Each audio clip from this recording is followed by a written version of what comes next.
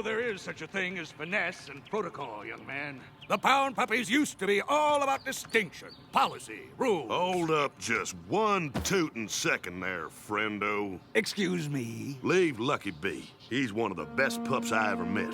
This was all my fault.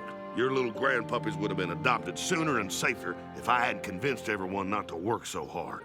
Oh, reckon sometimes if you really want something, you gotta get off your backside and get it. Wish I knew that sooner.